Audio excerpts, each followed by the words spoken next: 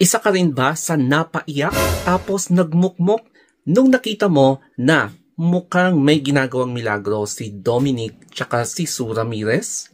Mukha kasing lalungkot si Senyora nung nakita niya na ganito yung eksena ni na Dominic at ang hindi inaasahang si Sue Ramirez. At gusto ni Senyora na mapag-isa muna kasi nga mukhang masaktan ng todo ang kanyang puso kasi nga hindi natin lahat inaasahan yung ganitong pangyayari. Ayokong mag-conclude kasi baka kasuhan nila ako, no? So, makikita natin dito sa video na mukhang merong nag-contact between sa any part ng face ni Dominic tsaka yung face, any part ng face ni Sue Ramirez. Hindi natin masabi kung kiss na ba yan or whatsoever, pero isa lang for sure ang nakita natin.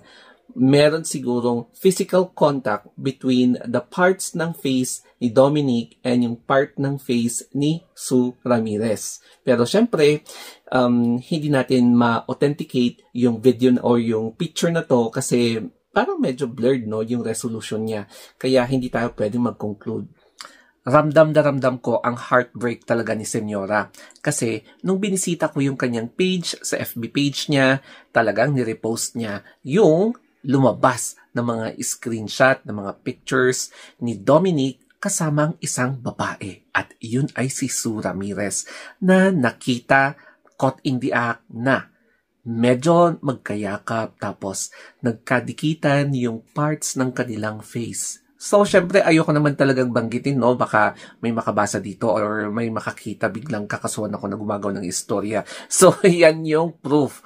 Yan yung evidence na yan ang nagpa-heartbreak kay Senyora. So, ang tanong, pati rin ba ikaw nagka-heartbreak nung nakita mong meron palang iba si Dominic? Tilay parang naging fresh na fresh ang itsura ni Dominic matapos ng kanilang breakup with Bea.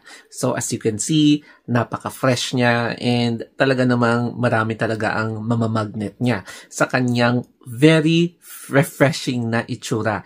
And pwede rin siyang sumali sa mga pageants kung gugustuhin man niya and kapag walan siyang racket sa entertainment industry.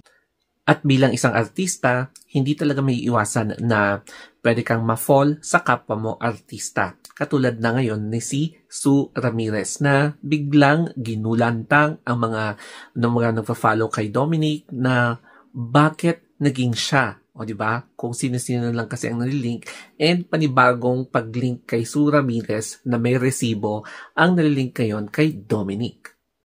Anyway, kung ano man yung nagpapasaya kay Dominic, then go na lang tayo doon at wala na tayong magagawa kahit na yung iba ay mas bet na bet talaga siya. So, that's life talaga. We have to accept it and you should move on. So, pasensya na kay Senyora kasi nga, hindi ko alam kung ano ang ibig sabihin nito. Okay, so that's it guys. Always remember to stay positive. So, thank you and have a nice day.